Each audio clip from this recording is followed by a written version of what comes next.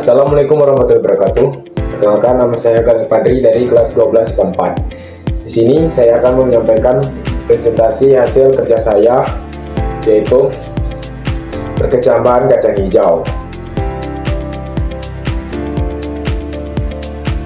Kita langsung saja masuk ke bab 1, pendahuluan, latar belakang.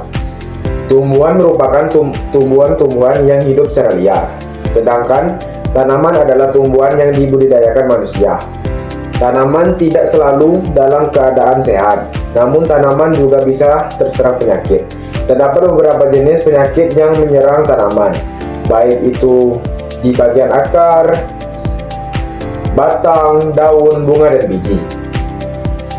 Namun, pada paper ini akan dibahas penyakit rebah kecambah atau semai. Dumping off adalah suatu penyakit yang menyerang benih kecambah dan semaian. Secara tradisional, ada dua tipe jenis dumping off, yaitu for emergency dumping off yang menyerang benih dan kecambah sebelum mereka muncul, dan post emergency dumping off menyerang semaian bibit muda sampai batang mereka menjadi berkayu.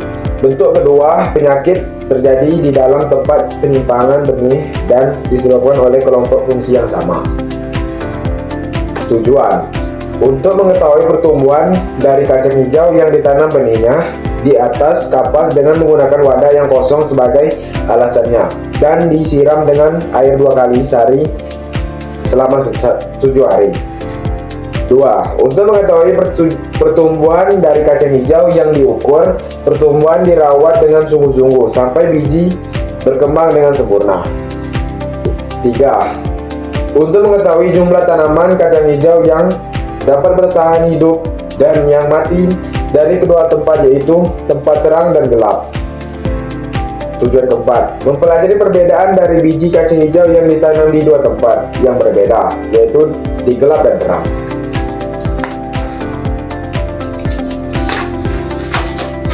Lanjut ke bab 2. Klasifikasi tentang biji kacang hijau. Klasifikasi tentang tanaman kacang hijau menurut Forwono dan Hartono 2005 sebagai berikut. 1. Kingdom Plantae Divisio. 2. Spermatophyta Subdivisio. 3. Agiospermae Classis. 4. Dicotyledonanae Ordo. 5. Rosales Familia. 6. Leguminosae Genus. Pengertian perkecambahan. Perkecambahan adalah proses pertumbuhan embrio dan komponen-komponen biji yang mempunyai kemampuan untuk tumbuh secara normal menjadi tumbuhan asli. Pada biji yang berkecambah, yang pertama kali menonjol keluar dari biji umumnya adalah akar, lembaga, dan diikuti oleh pucuk lembaga. Pengertian pertumbuhan dan perkembangan. Pertumbuhan dan perkembangan merupakan suatu kesatuan proses yang berjalan sejajar. Meski begitu, keduanya memiliki makna yang berbeda. Lantas apa pengertian pertumbuhan dan perkembangan, perbedaan dan faktor-faktornya? Pertumbuhan disertai dengan pertumbuhan bentuk. Perubahan ini bersifat kuantitatif atau bisa diukur dengan satuan pengukur tertentu yang dinyatakan dengan satuan angka. Contohnya adalah ukuran batang pada tanaman cabai dari 3 cm menjadi 5 cm, atau bertambahnya daun yang semakin banyak atau batangnya semakin tinggi. Sedangkan perkembangan adalah proses menuju kedewasaan, di mana fungsi-fungsi fisiologi organ tubuh sudah menjadi matang atau sempurna. Ini sifatnya tidak dapat diukur atau dihitung, dan prosesnya tidak sama di setiap individunya. Perkembangan. Biasanya perkembangan berkaitan dengan perubahan kualitatif di antara sel, jaringan, dan organ yang disebut diferensiasi. Artinya perubahan sel menjadi bentuk lain yang berbeda secara fungsi, ukuran, atau bentuk. Contohnya perkembangan pada manusia, dari dalam kandungan lahir menjadi anak-anak dewasa hingga tua.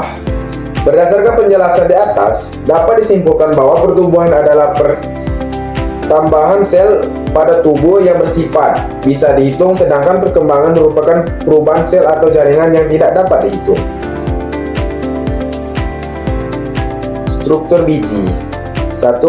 Embrio adalah suatu tanaman baru yang terdiri dari bersatunya gamet-gamet jantan dan betina. Pada suatu proses pembuahan, embrio yang berkembang sempurna akan terdiri dari struktur sebagai berikut: epikotil, hipokotil, dan radikel, dan kotiledon.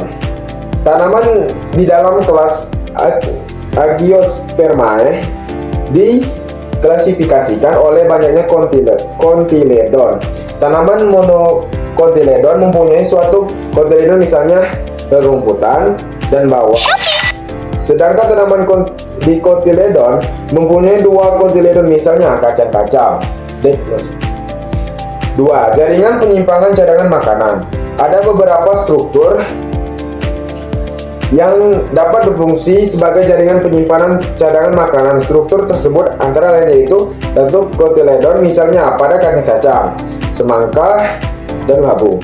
2. Endosperm, misalnya pada jagung, bagian dalamnya berwarna putih dan dapat dimakan.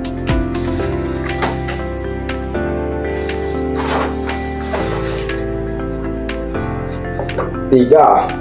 Perisperm, misalnya pada famili Chendiaceae, vulgaris L dan Spinacia oleracea L, dan Caryophyllaceae, Ditanus sp dan Agnostemma sp. 4. Gametophyta, betina yang haploid, misalnya pada kelas Gymnospermae yaitu Venus. Cadangan makanan yang tersimpan pada dalam biji umumnya terdiri dari karbohidrat, lemak, protein, dan mineral. Komposisi dapat presentasinya berbeda-beda tergantung pada jenis biji. Biji bunga matahari kaya akan fat lemak. Biji kacang-kacangan kaya akan protein. Biji pada mengandung banyak karbohidrat. 3. Pelindung biji. Pelindung biji dapat terdiri dari kulit biji, sisa-sisa nukleus, dan endosperm, dan kadang-kadang bagian dari buah. Tetapi umumnya kulit biji testa berasal dari Enterogomen ovule yang mengalami modifikasi selama proses pembentukan biji berlangsung. Biasanya kulit luar biji keras dan kuat berwarna kecoklatan, sedangkan bagian dalam tipis dan berselaput. Kulit biji berfungsi untuk melindungi biji dari kekeringan, kerusakan mekanis, ataupun serangan cendawan, bakteri, dan serangga.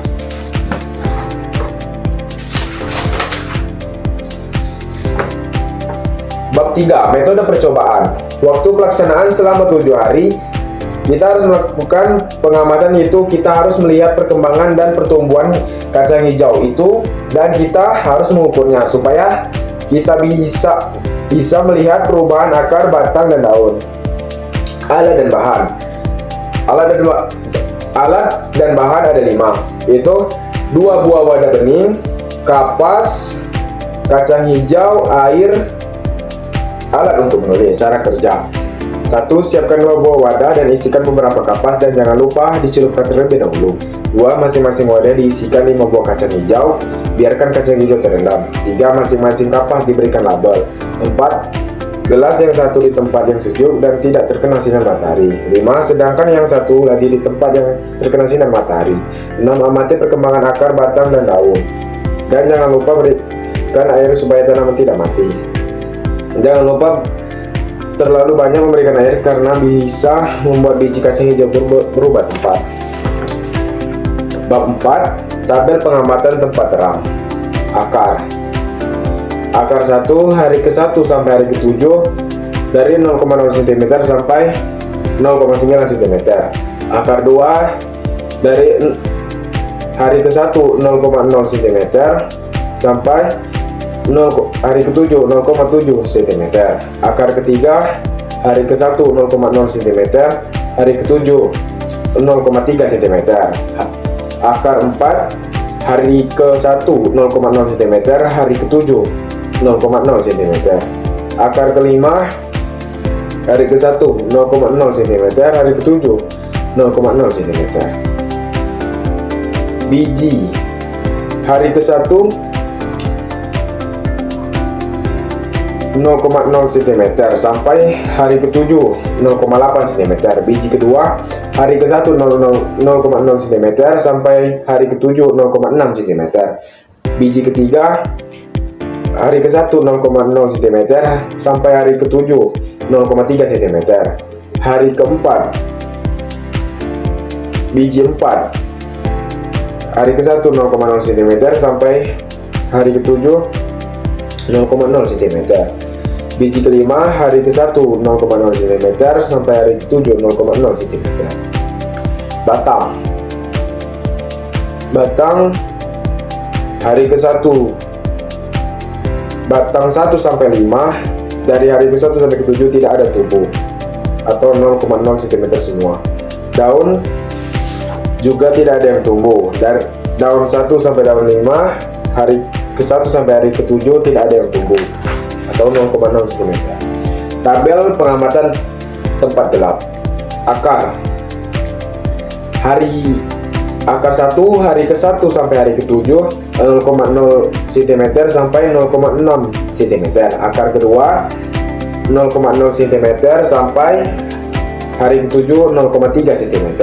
Akar ketiga 0,0 cm sampai hari ke-7 0,0 cm. Akar keempat hari ke-1 0,0 cm sampai hari ke-7 0,0 cm. Akar kelima 0,0 cm sampai hari ke-7 0,7 cm. Biji hari ke-1 0,0 cm. Biji ke-1 hari ke-1 0,0 cm sampai hari ke-7 0,6 cm. Biji kedua 0,0 cm sampai hari ke-7 0,2 cm. Biji ketiga 0,0 cm sampai hari ke-7 0,0 cm. Biji keempat 0,0 cm sampai hari ke-7 0,0 cm. Biji kelima 0,0 cm sampai hari ke-7 0,7 cm. Batang dari batang 1 sampai 5 hari ke-1 sampai hari ke-7 tidak ada yang tumbuh atau 0,0 cm semua. Sama juga begitu dengan daun, tidak ada yang tumbuh. Bisa dilihat di sini ada foto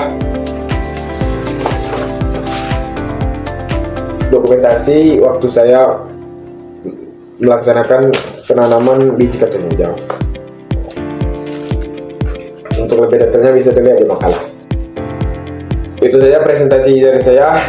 Sekian dari saya akhiri. Wassalamualaikum warahmatullahi wabarakatuh.